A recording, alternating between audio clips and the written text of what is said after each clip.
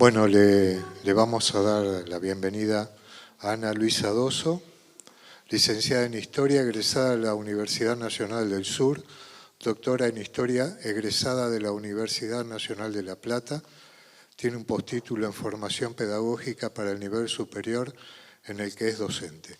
Es directora por concurso del Museo Archivo Histórico de Bahía Blanca desde el año 2010, institución a la que pertenece desde 1982. ¿Qué año, eh? Mamita, mamita. Es coautora de los libros Bahía Blanca en Imágenes 1828-1928 y del ensayo literario fotográfico dedicado al escritor Eduardo Mallea, Bahía de Viento y de Mar. Está terminado el diseño para la publicación de su último libro, Hospitalidad Bahiense, fondas, posadas, hoteles y otras formas de alojamiento de los siglos XIX al XXI.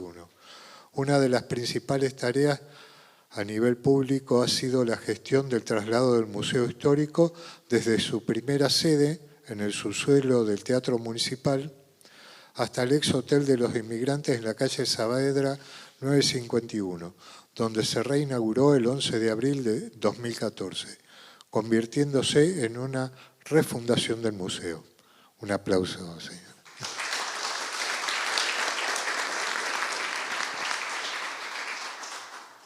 Necesitaría que me conecten la presentación visual.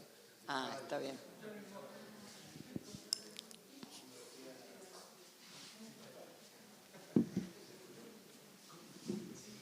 Hay que ir a buscarlo lejos.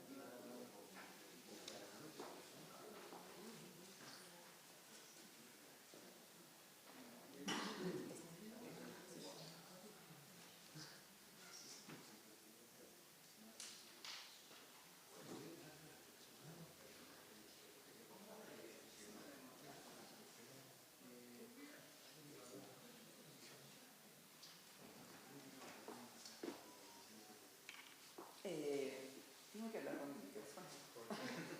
¿Me escuchan bien? ¿O prefieren así? Bueno. Me ha tocado la presencia femenina en este encuentro y quiero saludarlas, a todas las personas que representan o que forman parte de la comunidad educativa, las autoridades. Quiero agradecer a Leonardo Dam en especial, que ha llevado adelante esta invitación, a las autoridades, al personal del museo, que siempre es tan cálido. Y vamos a hablar de una pequeña gran parte de esta historia, que se inicia, la próxima, en Buenos Aires. Estamos viendo una vista del puerto con su gran aduana en 1861, pasado mediados del siglo XIX, lugar al que llegaba el padre de Julia Dufour como marino, era francés, y termina por afincarse en este lugar. La próxima, una vista de la Plaza de Mayo, un poquito después, para la época en que se va a comenzar a desarrollar esta historia, y se casa con una argentina, se casa con Celestina Rodríguez, y Julia va a ser la menor de las hijas de este matrimonio. La próxima. Aquí la vemos con su hermana Adela, a la derecha del espectador, y Pedro, su hermano, que también va a desempeñar algunas tareas relacionadas con Piedrabuena. ¿Qué ocurre? ¿Cómo se conocen? Y en la casa familiar de los Dufour era frecuentada por Luis Piedrabuena. Y allí se conocen con Julia y supuestamente por los relatos, ella queda admirada de todas las historias que él relataba, del rescate de los náufragos, de todas las travesías que ocurrían por la Patagonia. Y es así como también él queda de alguna manera atraído por ella. El hecho que, la próxima por favor, estas familias tenían una relación. La familia, como bien deben haber señalado y volvió a señalar recién la persona que expuso antes, las familias Dufour, Piedrabuena y Richmond han tenido una relación de cordialidad y de cierta amistad, han tenido lazos de parentesco, han compartido el ser los padrinos de los bautismos de los hijos y también relaciones comerciales. La próxima, por favor. De modo tal que esta imagen, y acá quiero agradecer al almirante Tarapov y también a Leonardo Dam, que han cedido imágenes para que podamos ilustrar esta exposición, que no es la primera vez que me toca hacerla, todo me llevó al camino de Doña Julia desde el año pasado. Esta es una fotografía familiar que fue tomada en ocasión del casamiento, pero donde aparecen hasta los niños que formaban parte de este grupo familiar. La próxima, por favor. Juan Richmond había sido un colonizador que se casó con Adela Richmond y ¿qué es importante en este caso? Juan Richmond era de procedencia británica, había sido un colonizador de Santa Cruz y también había tenido relaciones comerciales con Pedro Dufour. El hecho es que todas estas personas van a formar parte de esta historia. Y la próxima. Estamos viendo en este caso la iglesia de Buenos Aires, donde Julia se va a casar con Luis Piedrabuena.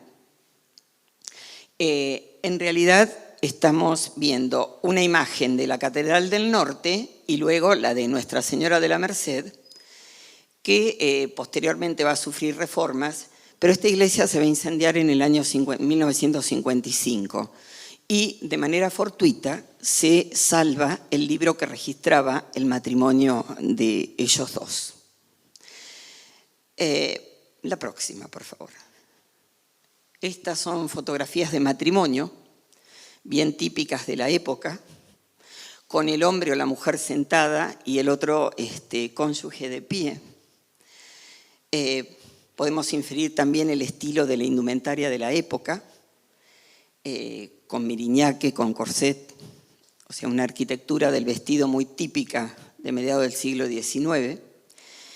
Y en estas fotografías que son de la época del casamiento, lo podemos ver a Piedrabuena, que entonces tenía 35 años, figuraba como domiciliado en su embarcación, decía domiciliado a bordo, hijo de Miguel Jerónimo Piedrabuena, interesante, y de Vicenta Sabina Rodríguez Crespo, ¿no?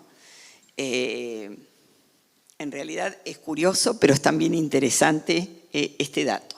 Julia, para entonces, tenía 30 años y, por supuesto, era oriunda de Buenos Aires, vivía en un hogar con ciertas comodidades, era una mujer instruida, que para la época no es poco, porque si observamos registros de censos para la época, saber leer y escribir era una condición que muy pocas personas reunían. Y el testigo fue justamente Juan Richmond. La próxima, por favor. Bien, acá tenemos a la derecha del espectador una muy linda fotografía de este museo de Pablo Piedrabuena, ¿no? Están los dos hijos con su madre en la parte central. Qué difícil contar una historia cuando uno no ve, ¿no? O de quien uno no tiene retrato, no tiene pintura. Si no fue pintado y no existía la fotografía, no conocemos ese rostro, que es lo que pasó con el fundador de Bahía Blanca. La próxima, por favor. Acá está la fotografía que les mostré antes, asociada a los contrayentes y una imagen que fue tomada para el día del casamiento. Yo supongo que esto fue de una publicación, ¿verdad? Porque es una composición. Pero tenemos el testimonio de los rostros. La próxima. Gracias. Bueno, en este barco a vela, en este pilot, partieron, ellos se casaron en agosto de 1868, el 2 de agosto, y partieron el 26 de octubre de 1868 hacia lo que sería, imaginemos esto, una luna de miel, ¿no? Este viaje tendría como destino, primer destino, la isla de los Estados. Y en este barco zarpan de Buenos Aires y ella comienza a convivir, según los relatos que tengo, con la tripulación, también con algunas cuestiones no tan gratas, como el olor que emanaba de los restos de grasa de lobo marino o de cabras que embarcaba su marido para poblar la isla de Santa Cruz. Imaginemos este viaje. Una mujer con los vestidos que vimos antes en esta embarcación. Suponemos que la vestimenta se simplificó para esto, ¿no? Porque a veces se dicen los datos históricos muy rápido, pero hay que imaginar esta situación en el contexto en que estaba ocurriendo. La próxima, por favor. Bueno, para este momento he estado hablando con marinos para preguntar algunas cosas que no entendía, ¿no? Este es un mapa galés de 1862 donde aparece la jurisdicción nominal, es decir, lo que supuestamente pertenecía a esta soberanía, ¿no? A la nación argentina, con localidades, colonias agrícolas, dice, y en territorios del cacicazgo de Casimiro Vigüá. La próxima, por favor. Y esto es 1865. No sé si por la luz se ve bien de atrás. ¿Por qué es importante la ubicación en territorio? Porque el mapa es una abstracción que lo necesitamos para ubicarnos por dónde venían. No estamos hablando de una distancia corta. Estoy sacando la cuenta que los cruceros actuales que salen del puerto de Buenos Aires tardan 2 semanas en llegar a Tierra del Fuego, más o menos, ¿no? Almirante, es una embarcación turística. Claro. Mucho más. Claro, perdón, son 2 semanas ida y vuelta, me confundí. Ida y vuelta, gracias. Este es un mapa que perteneció a la cartografía de Víctor de Mussy, publicado en 1873. Tengan en cuenta que desde que se hacía el relevamiento cartográfico hasta que se publicaba había un lapso de tiempo superior al que puede haber hoy, ¿no? Bien. Llegan, la próxima, por favor. Llegan al sur y desde la punta de la Isla Grande ya se divisaba la isla de los Estados. Allí, según los relatos, había una caseta cerca de la bahía de Puerto Cook donde aparentemente pernoctaron don Luis y su señora.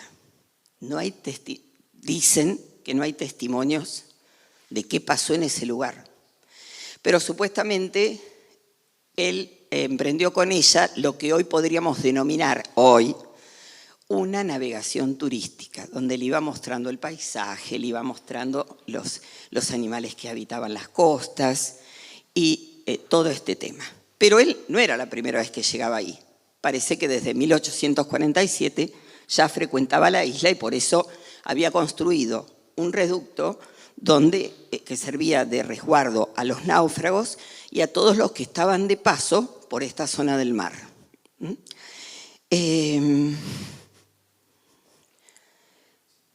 Es decir,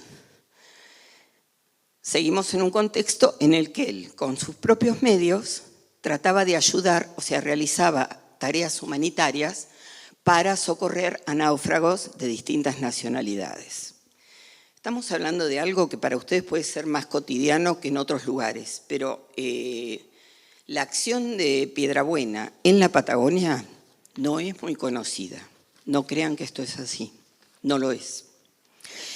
Nosotros en el museo tenemos un busto que donó la Armada Argentina hace mucho tiempo, de mármol de Carrara. Nadie conoce la cara de Piedrabuena. Vienen de las escuelas, nadie sabe quién es, y lo explicamos. Bien, desde la isla de los Estados prosiguen su luna de miel y van hacia Isla Pavón. Pero vamos a recordar que esta isla le había sido concedida por el Estado argentino a Luis Piedrabuena por sus labores humanitarias y también por todas sus acciones en beneficio de la soberanía nacional. Salen de la isla de los Estados, la próxima por favor. Bueno, fíjense esto. Yo cuando vi esto por primera vez digo, yo quiero vivir ahí. Después me empezaron a decir que eran puras rocas, empecé a hablar con los marinos y dice, tenemos un puesto allá, tenemos un puesto acá, pero este está tales meses, este no. Yo digo, pero este es paradisíaco. ¿Usted lo conoce? ¿Es así?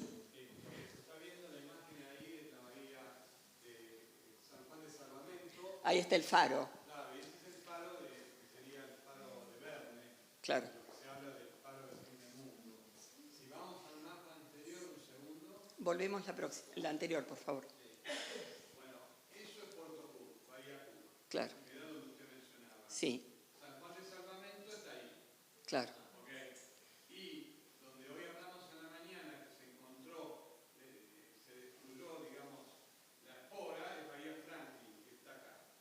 Es ahí donde se construyó el cúter Luisito. Claro. Así que ya con esta imagen genial podemos rápidamente situar. Este fue el primero de los dos all inclusive de la zona. Estamos hablando de punta a punta de la isla de una distancia muy grande, ¿verdad? Claro. Y además es todo montaña, mucha arboleda. Las costas son distintas, las costas del sur son más áridas porque da los vientos y la sal llega hacia la vegetación. La costa del norte, que es la foto que viene, es mucho más... Vemos la próxima, por favor.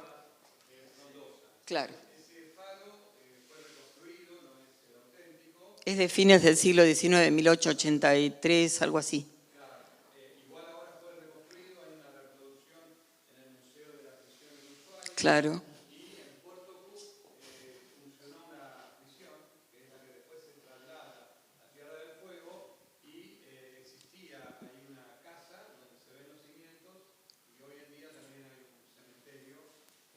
Que es como una construcción de piedra, ¿verdad? Bien. Muchas gracias. Gracias por compartirlo. Bueno, después de recorrer estas maravillas, partieron...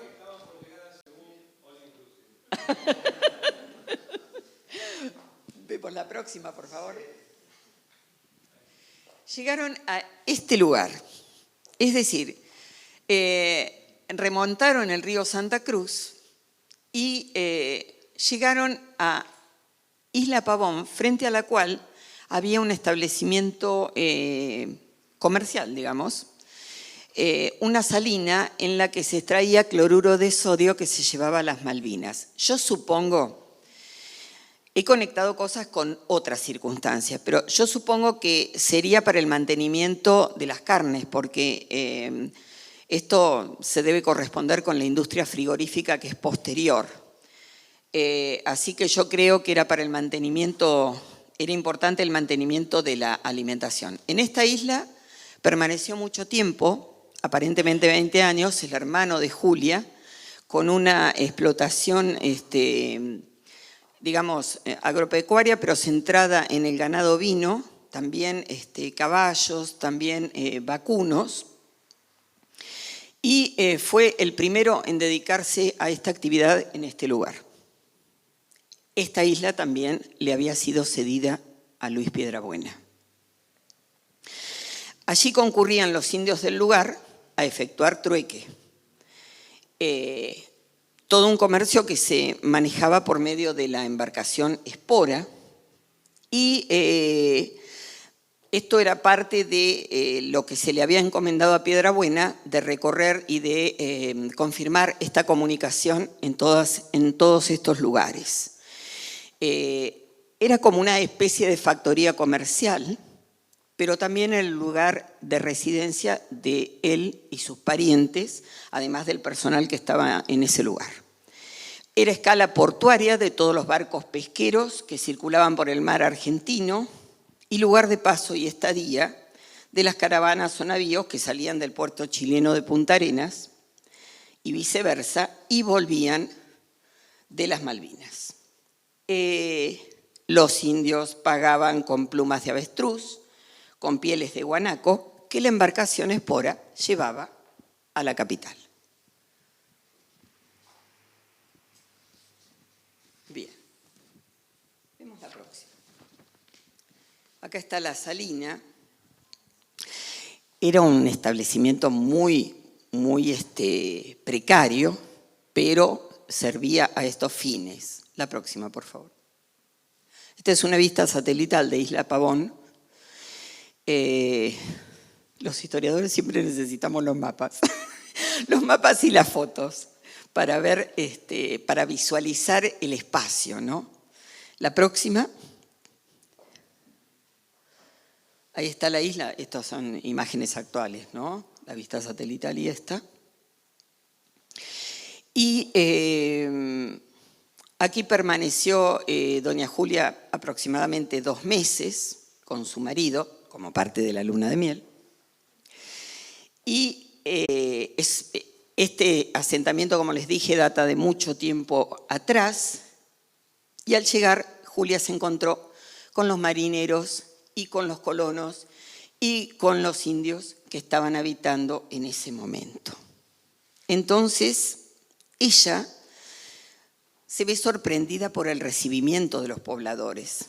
No estaba acostumbrada. Imaginemos la época, imaginemos una mujer que desembarca en un lugar donde los pobladores no son los que ella estaba acostumbrada a ver. Y dice así, en un diario que se consigna prácticamente en la obra del presbítero Entraigas. No he encontrado indicios del diario, he consultado en el archivo salesiano de Bahía Blanca y no he tenido ningún dato. No sé si usted ha tenido acceso al diario de Julia. No. Pero está reproducido en la... No quiere decir que no exista. Puede ser que exista en algún lugar y no tenemos acceso. Ella dice así: al desembarcar en la isla, fuimos recibidos con muestras del más ardiente júbilo por los marineros que Luis había dejado para custodia de la bandera y para plantel de la colonia. En la playa nos esperaban dando fuertes y extraños gritos una turba de indios, cuya presencia me causó cierto temor. Esperen que son hojas psicológicas y se pegan. Todo tiene sus secretos. Que más tarde se trocó en lástima. Cuando puse mis pies en la playa, Luis me presentó al más anciano de los indios, el que hablaba un poco castellano. A un grito de este empezaron las indias a rodearme y después de una porción de ceremonias llenas de bruscas piruetas que me hubieran hecho reír de buena gana, a no estar mi ánimo fuertemente impresionado a la vista de aquellos míseros seres, me parecían abandonados a la mano de Dios. Entonaron un canto tanto o más salvaje que la perspectiva del panorama que aquellos parajes desnudos de verdura ofrecían. esto no está dicho por cualquier persona. Esto está bien dicho, bien expresado, la impresión que ella tiene. Es poco común para la época. Y continúa, qué triste esta tierra. Lo único que alegró mi alma fue la blanca casita que se destacaba en el centro de la isla como una gaviota reposada sobre las aguas de un mar tranquilo. Y al ver la bandera de mi patria, que ondeaba en lo alto del palo, enfrente de la casita, pasemos a la próxima, por favor. No pude contener algunas lágrimas de alegría y gratitud. De alegría porque traía a mi memoria los recuerdos de mi querida Buenos Aires, con los seres que allí amo. Como estoy lejos de la civilización, me parece también que estoy lejos de la patria. De gratitud porque como argentina, con algo debía pagar al hombre que gasta su vida y sus intereses en servir a la patria y a la humanidad, del modo y con el desinterés que lo hace mi pobre Luis. Acá aparece también el trato que ella tenía con él. Podemos inferir cómo se dirigía a él. La próxima, por favor. Bueno, acá encontré una situación que tuve que cambiar. Supuestamente, George Masters pasa por Isla Pavón en 1868 y pasa el invierno ahí. No pudo haber sido nunca, porque él viene invitado por Piedrabuena en 1869. Pero según los relatos que tengo, viene de las Malvinas, va a Punta Arenas, donde ahí sí pudo haber conocido a Julia, y después sigue para Isla Pavón. Este explorador es el autor de esta obra, Vida entre los Patagones. Él hace una exploración que parte de Isla Pavón, con un grupo de indios vienen hacia aquí, vienen estudiando todo el territorio. Vamos a la última escala del viaje de bodas. Esta es una imagen supuestamente publicada por Masters, de cómo se veía. Ven que se ve como un pequeño fortín, ¿no? Como un tipo de fortificación al estilo de la que hemos tenido en la provincia de Buenos Aires. La próxima, por favor. Esto es posterior a cuando ella vive ahí, pero son las imágenes que más o menos conseguí. Yo conozco hasta el Porvenir, hasta acá no llegué, hasta el puerto del Porvenir. Bien, este es el lugar, esta población fundada en 1848, ella llega en 1868 y permanece aquí, viene a ser como el hogar más estable dentro de la Patagonia, porque ella quedaba aquí mientras su marido iba a realizar todas las acciones en el sur, ¿no? Mientras él iba a establecer la colonia sobre el estrecho de Magallanes, en la bahía de San Gregorio, siempre en defensa de la soberanía. Y acá sí pudo haber conocido al explorador británico George Masters. Vieron que parece como un territorio muy amplio, pero muy dinámico en la vida de estas personas. Estamos hablando en este caso de 10 años en la vida de Julia con Piedrabuena. Bien, en estos lugares Julia no estuvo más allá de 1876, en que el matrimonio se radica definitivamente en Buenos Aires. Pero fue el lugar de residencia más o menos permanente y donde ella tuvo que soportar, ya se ha hecho alguna referencia a esto, las sospechas en torno a la figura de su marido como de una especie de espía argentino, ¿no? Yo veo esta situación porque es algo que se vive a veces en los ámbitos políticos. Es como que te dicen, no lo hagas, pero tampoco dicen, yo te voy a respaldar. Una cosa así es la percepción que tengo. Entonces, mientras él navegaba y estaban en vistas todas estas situaciones, con ciertas dudas de parte del gobierno central, estamos entre las presidencias de Sarmiento y Avellaneda, 1868-1880. Entonces, en una carta a su marido, ella expresa esta situación, que será seguramente conocida por muchos de ustedes. Al gobernador, o aunque fuera al presidente, le diré: Señor, prefiero comer cáscaras antes que nadie tenga que echarle en cara a mis hijos. Disculpen, se me pegan las hojas. Que su padre fue un traidor. Que por más crítica que sea nuestra situación, vendiese a su patria o parte de ella al que con la máscara de un amigo y aprovechándose de la debilidad de un alto funcionario de mi tierra y de la negligencia y abandono con que los demás personajes miran este asunto, nos despojan y nos despojarán de lo que nos pertenece. ¡Qué conciencia! Es decir, ella se encolumna atrás de una figura que admira, pero que realiza acciones admirables. Y responde a una organización social propia de la época, donde él cumple un rol público y a ella le está reservada la vida privada y doméstica, no menos importante. Aquí se cumpliría eso de que detrás de todo gran hombre hay una gran mujer.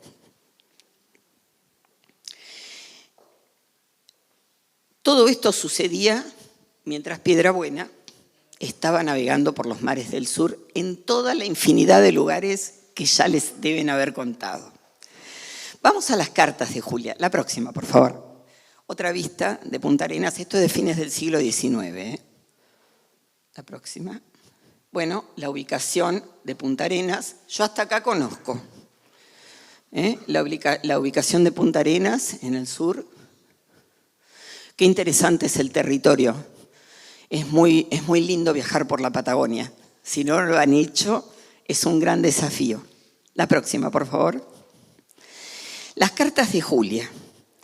Este museo tiene el privilegio de conservar 4 cartas de doña Julia escritas entre 1872, 73 y 78. Cuando uno tiene pocos testimonios, pocos relatos de verdad de la historia, los guarda como un tesoro.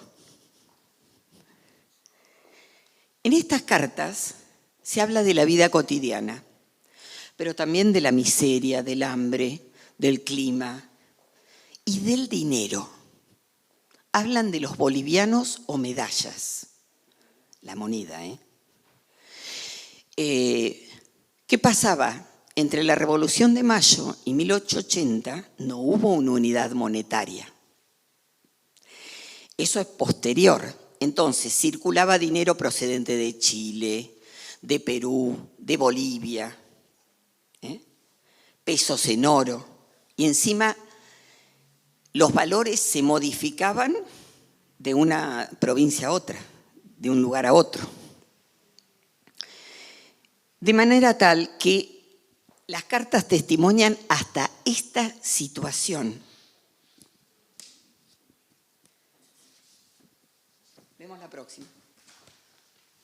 Ahí está un peso boliviano de esa época, 1872. Aquí deben haber coleccionistas de medallas y monedas seguramente. En Bahía tenemos varios. ¿Cómo no?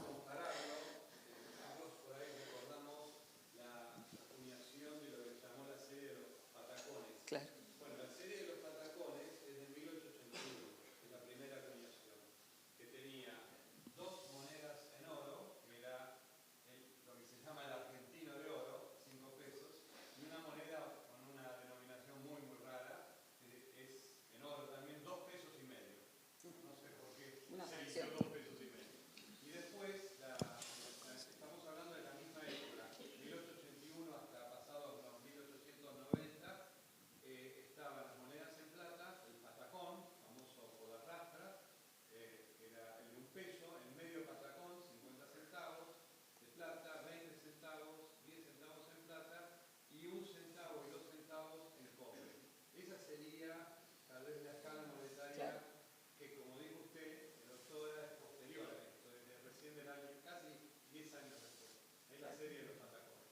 Los vaivenes que hemos tenido con el dinero son increíbles. ¿Y qué tenemos? Bien, muchas gracias.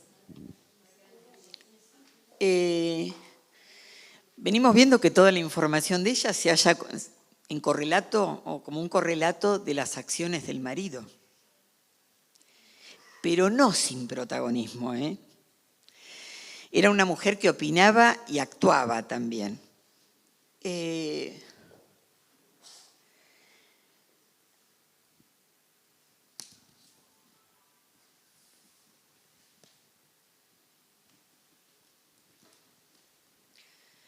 La mayor parte de las cartas que vi están dirigidas a su compadre, Isaías Crespo, por todas esas relaciones que se habían establecido entre cada una de estas familias.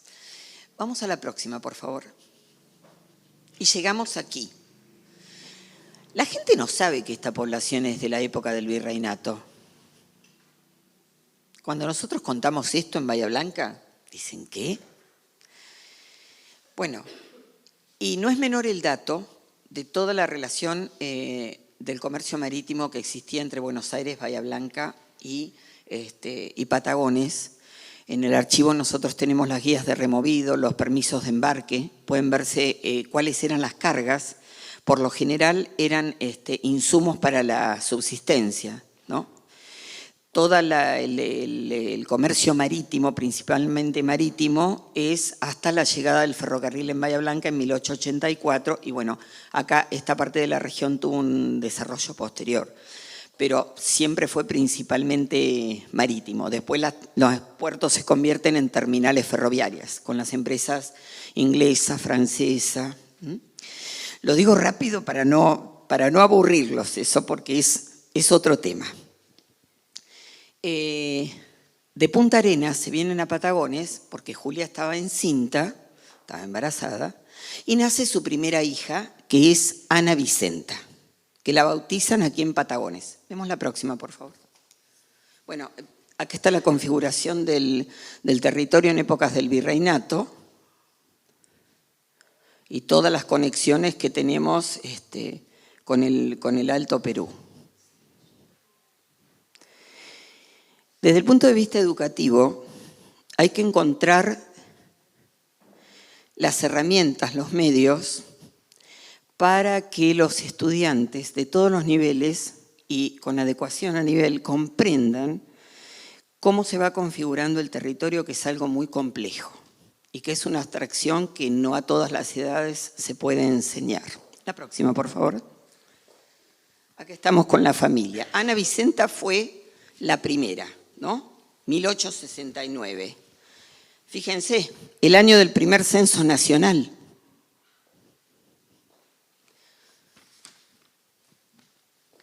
Tenemos un Luis Miguel.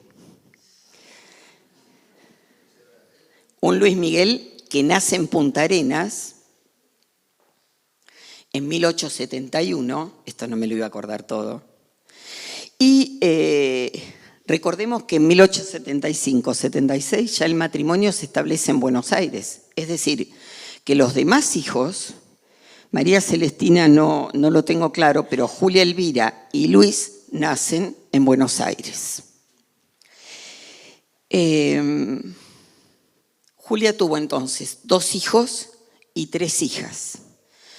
Ven cómo había tiempo para todo, pero con penurias, con tristezas, con pérdidas. Supongo que la causa de las defunciones de los niños a corta edad han tenido que ver también con las condiciones de vida. No he encontrado indicios exactamente de qué han fallecido, ¿no? Igual ella los sigue acompañando.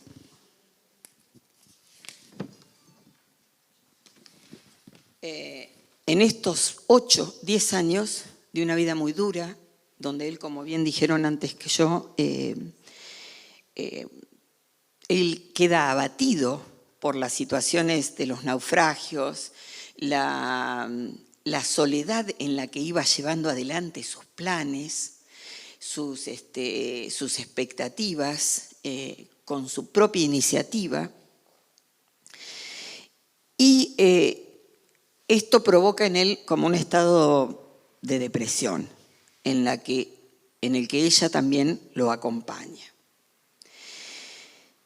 En una carta fechada en enero de 1878, dirigida a Isaías Crespo, incluso hace mención a la curiosa costumbre de retratar a las personas ya fallecidas.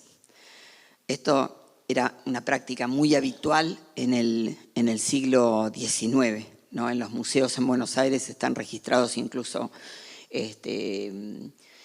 militares de la época de las guerras de independencia, fotografías tomadas fallecidos, ¿no? El hecho es que Julia fallece aquí, en esta ciudad, el 9 de agosto de 1878, a los 41 años, de tisis pulmonar, es decir, de una... ¿Qué era la tisis pulmonar? Tuberculosis, una enfermedad muy común para la época y relacionada con la mala alimentación, con las condiciones climáticas, pero también con los padecimientos.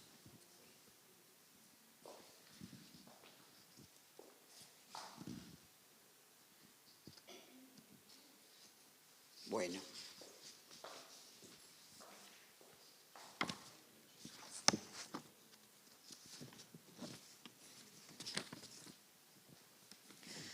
¿Qué pasó? Que quedaba su marido, la próxima, por favor, con 3 hijos pequeños.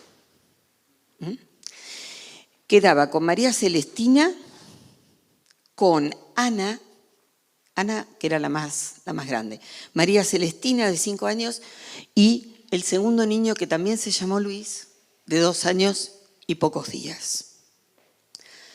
Él, al fallecer su esposa, ahí están las 2 niñas, muchas gracias por las fotografías, Leonardo, las 2 niñas en una fotografía aparte.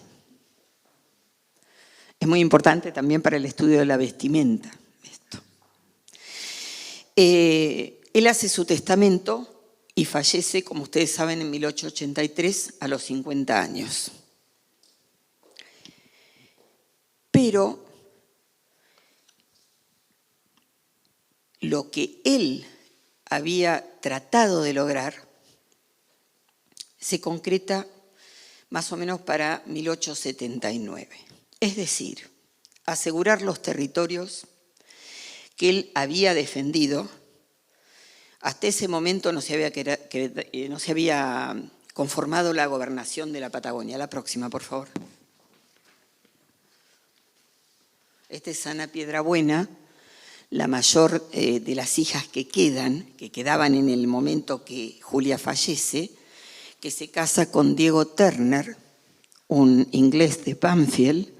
Estas fotografías también me las mandaron de este museo. Vemos la próxima,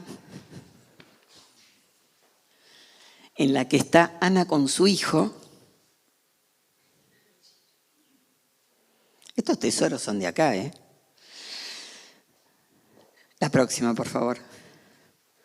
Y acá tenemos la gobernación que se configura a partir del año 1879.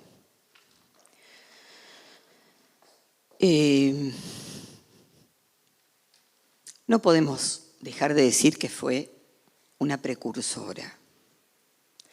Precursora en el sentido de animarse a vivir aquí, ¿no?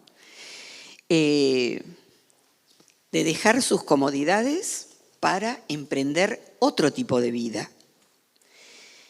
Arriesgarse a navegar, que no es poco.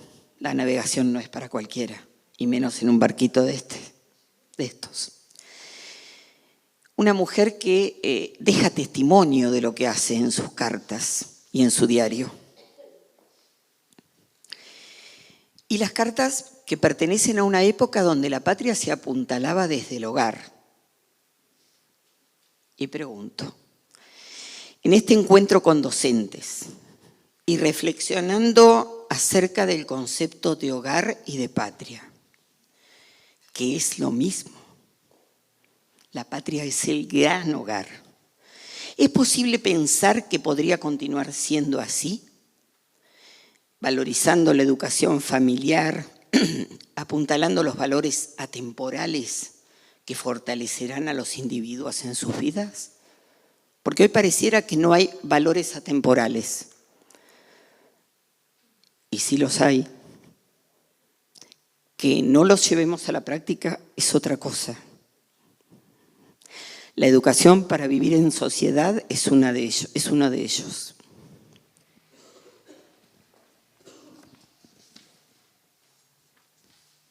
La próxima, por favor. Desde 1987, el matrimonio está junto. Ya termino. ¿Estoy pasada? Muchas gracias. Muchas gracias. Muy amable. Desde 1987 están juntos en el sepulcro que está aquí, en la iglesia Nuestra Señora del Carmen. Y lo que ven en la parte central es el busto que la Armada Argentina dona al museo en los primeros años de vida, en los años 50. Este busto está sobre un pedestal y tengo indicios de que estaba en un barco. No voy a decir cualquier cosa, es lo único que sé, es lo único que podría pasar. Pero la pieza, compuesta de 2 partes, de busto y pedestal, nosotros la conservamos en nuestra sala de armas, donde hay una colección de sables de mando que perteneció a un médico, al doctor Rubén Urrutia. Eso lo pueden visitar en Bahía. ¿Cuándo nos van a ir a visitar?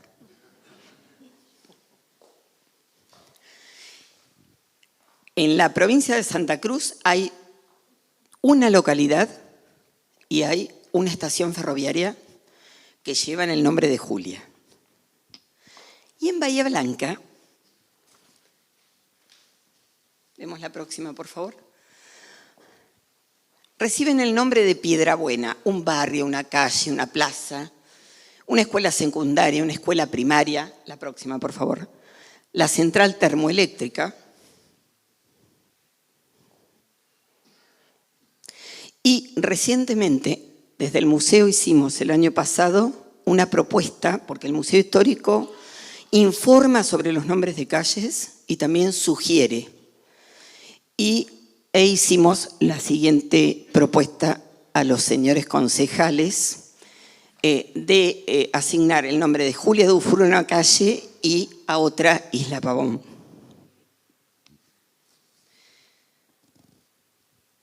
Y llegamos hasta aquí. Así que la última, muchas gracias.